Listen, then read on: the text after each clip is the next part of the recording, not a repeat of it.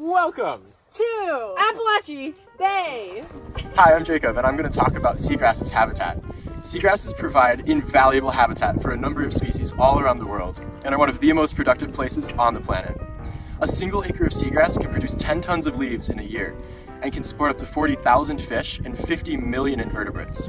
The high primary productivity and supported biodiversity of seagrass meadows has led many people to call them the rainforests of the ocean. Here at the St. Mark's National Wildlife Refuge, featuring Appalachia Bay, we have turtle, manatee, and shoal seagrasses, all of which provide food through detritus, living plant matter, and epiphytic algae and invertebrates that attach themselves to leaves. The seagrass meadows here support endangered species such as the West Indian manatee, the Atlantic loggerhead turtle, the Atlantic green turtle, and the leatherback turtle. They also serve as vital habitat for important species of migratory birds such as whooping cranes, geese, and red-headed diving ducks. Hi, I'm Will. I'm going to be talking about some of the ecological features of the seagrasses here at the St. Mark's Estuary. In this subtropical environment, there's tons of diversity in plants and seagrasses. For example, right where I'm at right now, along this coast, there's tons of shoal grass and turtle grass. Now, in order for these plants to live here, they have to have certain adaptations to overcome the environment. For example, none of them have stomata. They all have thinner cuticles as well as parenchyma that facilitate gas exchange as well as transport fresh water throughout the plant. Now, another thing to notice is for example, on the shoal grass, it is in there tight. They're stuck in there, and that's because of their rhizome as well as their roots. Hi, my name is Jessica, and I'll be talking about how nutrients and pollution impact seagrass. So seagrass is a very fragile habitat that is impacted by pollution, nutrients caused by human impacts as well as natural impacts. And so the structural components of seagrass, leaves, rhizomes, and roots modify currents and waves, and they trap sediments and nutrients and effectively filter nutrients into the coastal ocean. However, since seagrass tends to inhibit such shallow coastal water such as this, it is in a direct path of pollution and nutrient runoff caused by anthropogenic activities such as agricultural farming, car oils leaking into the road, as well as point and non-point pollution. While all types of pollution have negative impacts on seagrass beds, the most common and significant cause of seagrass decline is excess nutrients and sediments. So some sediments found in the water here are organic carbon, total nitrogen, and total phosphorus. And if these nutrients such as carbon become too abundant, marine life, such as the seagrass, as well as the fish and other creatures that rely on it, will suffocate from a lack of oxygen.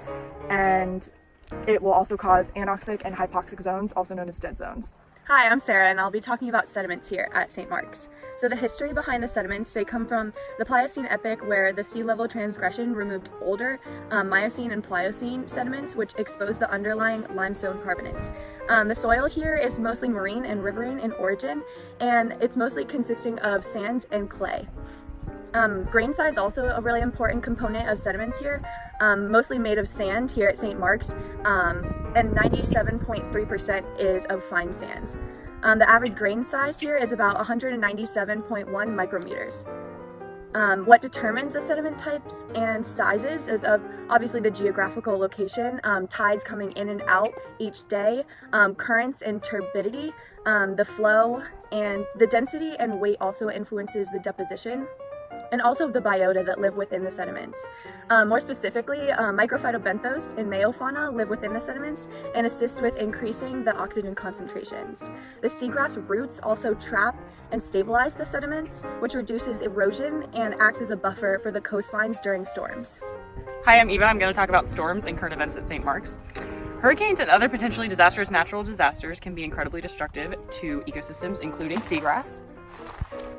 They're hard to measure the exact effect of the disasters on seagrass because the general spontaneity of storms, but studies have shown both large and small scale effects.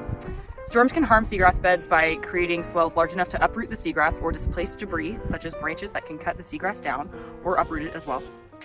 High turbidity can stir up sediments that can suppress seagrass by forcing it down under the weight of new sediment laid on top of it.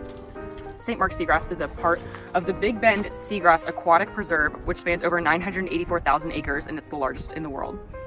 This program includes research, education, and outreach, all centered around seagrass. Because of the rich biodiversity that these ecosystems provide, A loss of seagrass in the area could result in a loss of ecosystem health and maintenance and ultimately lead to a decrease in tourism, a main attraction of St. Mark's due to the extensive wildlife. We just saw a shark over there.